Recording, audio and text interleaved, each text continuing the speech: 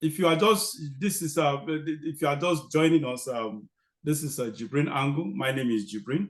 We've been having conversation with Barrister Austin Manta and Mr. Segun Onibio. We've been discussing about the Nigerian political situation, which is affecting everybody. Everybody is just getting the bite from the political system. It's sort of so, and that is just it. Now let's talk about. We all know we read the news that Bola Tinubu. We've not even read. We watched when Bola Tinubu was making this statement. I think I watched a clip when he made this statement on why he is spending 21 billion naira to build, not to build, so they kind of renovate the vice president's residence.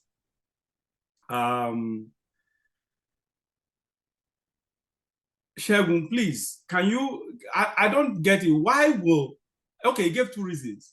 One, because he respects the vice presidential, vice presidential office. That is one. Secondly, he respects Shetima, that is his vice president. Now, when I watched him say that, I said it wasn't surprising to me because that is how Tinubu has always administered governance. Even in Lagos, he always and he continues to see Lagos State as his personal business. And the same thing, that language, I watched his countenance, and I saw the impunity, the audacity, the temerity in him to have said that. He practically sees Nigeria as his personal business. If not, how will a president say, I am spending first? Vice president's residence does not need 21 billion naira, for God's sake. This is a residence that is probably renovated virtually every year. There's always huge amount of money budgeted for the renovation of everything. They literally change everything all the time. And sometimes they don't even change, they just claim the money and pocket it, take it for themselves. It's sort of. So now, coming now to say that you are spending 21 whooping billion naira, not a new project, is just to a kind of change the appearance, maybe make it look better, which I don't even see anything wrong there. 21 billion naira that you are spending it because you have respect for your vice. Is it your money? Why will you be playing with Nigeria's money this way? Is Nigeria's money your money? Is Nigeria your personal business? You are supposed to be working for us, for God's sake. That you are spending, you are doling out a whole 21 billion for just mere vice president's residence, just to not even building a new one, to renovate it, just for the purpose of personal respect you have for him. That is unbelievable. Please, Segun, what is your opinion on this crazy stuff? All right. Like we would say in local parlance, if you carry hoe, give madman, you go pack sand, put under himself too. You see, every government have been doing this, and it has sort of become a norm that whenever any new government comes, there will be some form of innovation here and there. And before you can say Jack, now the National Assembly would quickly sign the approval. And the president, of course, would ask them to Ministry of Finance to source for the money. And nobody, of course, cares if the people who would pay back this money will pay with their heads, as long as they find satisfaction in what it is that they are doing. It's always very easy for them to sign off such monies. And of course, you know how it ends, probably siphoned. Initially, when I heard 21 billion, I thought they were going to build a new VP's residence. I've been to the villa before, and I see the kind of residents that are there. There are still buildings there that are not occupied. Beautiful buildings that all you need to do is probably put them in shape. They are there, they are in shape, but probably if you don't like the color, maybe repaint it, and you'd have a beautiful edifice where anybody can live. Where it still boils down to the kind of system that we operate. You know, we operate a system where they have become leaders. They are no longer servants to you, and then whatever it is that they do is a right. They don't see it as a privilege. Somebody was asking, is it that the VP didn't have residence before now? And of course, you know, when you're of course going to lead a government, you would need to move to a place. And fortunately for us, where we have in Nigeria, it's called Aso Rock. And Aso Rock is the construction in Aso Rock is not something that you're going to finish in the next 10, 20 years. There are still space for you to advance anything and do anything. So it boils down to the kind of system we operate and the kind of people who operate the laws of this land. Because if we have a system in place that says whatever is built or whatever is built for the president or his vice can only be renovated if the people, that's the National Assembly, agree that it should be done, maybe after every 10 years or after every 15 years, or after every 20 years. And this will be put into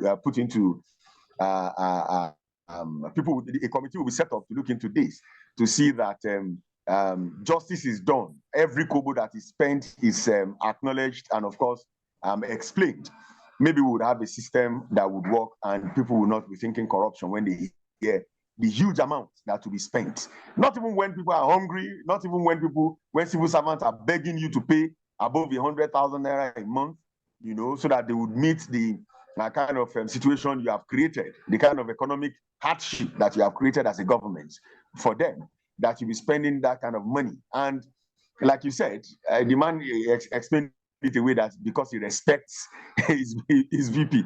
And to make it even more difficult, people would have to pay for this because you'll be taxed to pay for it. And you don't, and because you know the way government operates, nobody talks to you about all of these things. All you get to see is read about it or hear about it. There's really nothing you can do, except, of course, through your National Assembly. And a compromised National Assembly will definitely do whatever it is that the government asks you to do. And that was why somebody like Comrade Showore was saying during the presidential debate that if he had the opportunity to rule this country, that he was going to scrap the National Assembly, that they don't represent anybody's interest except themselves. And this is one of the reasons. You're even talking about 21 million that was used for renovation. What about the money that was spent by the Minister of Works, who reroutes a Lagos-Calabar highway, a coastal highway, and took it towards people's businesses and ruined billions of businesses? And those people have to take it away from you. Yes, and took it to a different country. So we are a country of wastage. This is a country where we don't produce anything. We don't export anything. Even the oil that we own is controlled by foreigners. And now we are, sorry to cut you short, and now I heard earlier in the week that we are, they just approved another loan for Nigeria for, how many, 5.something million, $2.25 billion. You can imagine for local roads, right? Yes, and the minister was busy explaining away. Now look at we wait for. I don't get it.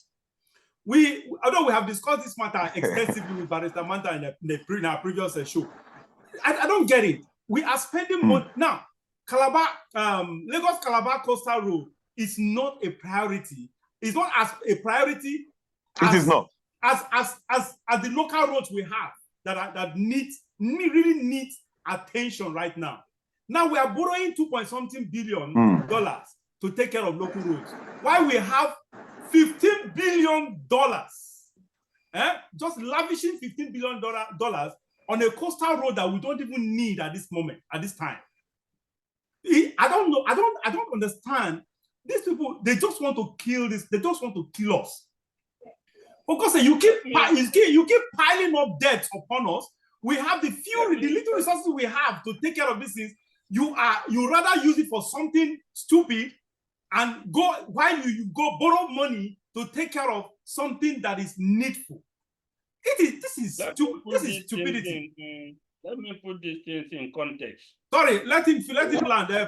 Olivia was sorry, Barrister. I think he was making a point. I cut him short. Go ahead, please.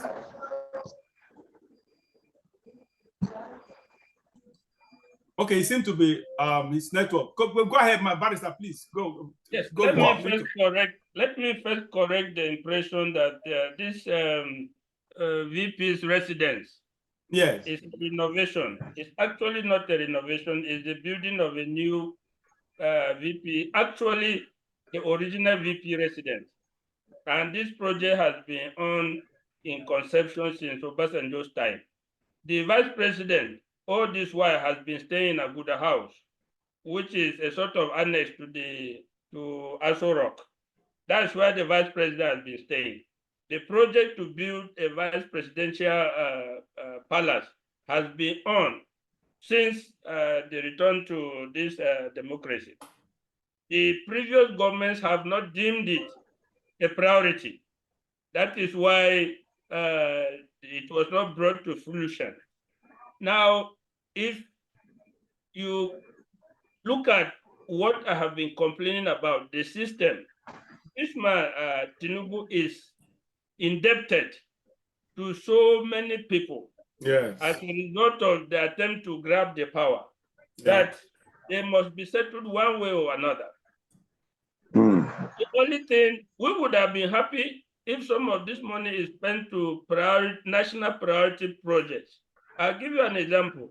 The Mambila hydroelectric power station has been on for as long in conception, for as long as the VP's residence, for as long as the Lagos-Calabar highway. That one too has been in conception for as long as we can remember. Only the previous government never thought of them as priority projects. For now, one project that would directly impact on the national economy is the Mambila hydroelectric power station. It has been there for as long as we think about. But here is a government coming to prioritize the building of a VP residence when the VP is already having a well-furnished residence in Abuja House. Honestly.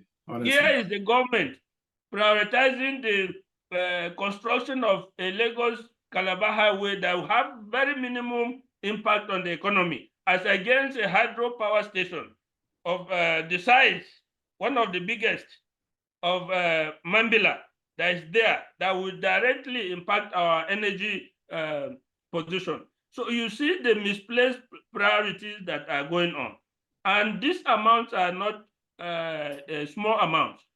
Look at the amount that is already being expended, because trillions have already been paid in Lagos. Yes, that coastal road, Lagos-Calabar highway. Now these billions have already been spent on vice presidential residence. And I can bet you maybe in a few months we'll come back and see another project that this government will commit a horrendous amount of money on it. I can bet you sitting here now that we have many of such projects that this government is going to use money that we don't have, money that we are borrowing. Now, I always compare the economy of a nation. Please, can you mute your, Mr. Onibio, please mute your mic. Okay, all right, go ahead, please, Barrister. I always compare the economy of a nation to the economy of the family. Yourself, your wife and children and dependents. Do you rather go and borrow money and come and put in consumption, put in something that will not bring you money to pay back? Or you borrow money to do a business that will bring you income and enable you to pay back the loan? These roads, Lagos-Calabar road, we can never, if it is loan we took for that project, we can never pay back that loan. In the next 50 years, the income from that road, even if you tow it, is not going to pay back the thing. All these loans we are taking and spending anyhow, we are impairing our future government and future generations, because they are going to constitute a stranglehold on our resources and on our income, as we are going to use more and more to pay the debts. So when you borrow, I will have no objection if we borrow and invest in Ajaokuta to bring it up and let's start producing our iron and steel fly sheets that will be used in building cars, used to build electronics, used to build fridges and other things. You can earn revenue from that and repay the loan. But I do not, and I will never support a situation where we are borrowing billions of dollars for consumption. That is not sensible, whether as a family or whether as a country in any way. But this is to show you the profligacy of this government, the recklessness with abandon that the government is going, and is going to continue, because the man does not do anything else. Yeah, that's just it. It doesn't. He said it doesn't. Honestly, you can't say it. You couldn't have said it better. He doesn't know anything else. That's just it. Bola Tinubu does not know anything else other than just spend money, corrupt money. That's just it, my dear. Anyway, I think that is it. Mr. Onibio, I don't know if you still have a point to make on this topic, because I want to move to the next topic. Yes, I was going to come to the fact that the building is not new per se. It has always been there, and but unfortunately, it wasn't top priority for governments before now. And it shows you the direction to which this government is thinking. They're not concerned about building infrastructures that will benefit the country and benefit the people. Yeah, like the barrister said, they are more interested in paying back whatever it is. Somebody was saying to me that, look, if this man is allowed to spend 50 years, he's going to use 50 years to pay back every other person who has helped him achieve his dream of becoming president of the Federal Republic of Nigeria. Like the barrister said, I don't have any issues with you borrowing money. The United States of America would also borrow. They also borrow money. You know, countries around the world borrow money. But what do you use the money for?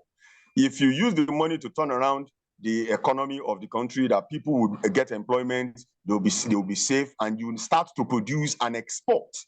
As it is right now, there is nothing that Nigeria exports.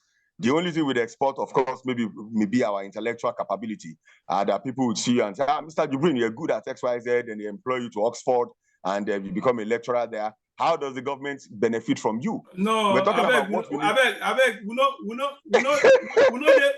bad read that one. We export something, and the thing we export like at least agricultural products. We agricultural products, but because how much does that I am in that line. So I am in that line. So how much does it return back to the purse? Precisely. Yeah, that is why if you borrow money, you borrow to invest in these things that we are exporting, so that we can export more. We can export more and get more foreign exchange. You know, so until we're able to do that, whatever it is that they're doing now is just jamboree, and I don't think it makes any sense for us to continue to sink ourselves in debt, because it's going to be more and more difficult for us to get out of it. Because if this government is going to leave, another government is going to come, they will need to also borrow. Because they have borrowed somewhere and you need to pay back and you have not paid back, then it will stress them. You were saying something about this government being a government that will continue to borrow and spend and waste. You also need to add the fact that this government is known, even in Lagos State, to be the government that would force you to pay tax. They are not concerned about you setting up your business. They are not concerned about the well-being of your business or how your business thrives. As long as they see you do business, they tax you. And the more money you make, the more they increase the tax. They don't bother about how you're coping. What it is that you're doing is none of their business. What they're concerned about is what you give to them in return, which at the end of the day, they will still loot. You know, so it's a very big problem. And I pray that the government would listen and, you know, look inwards and start to produce whatever it is, no matter how small.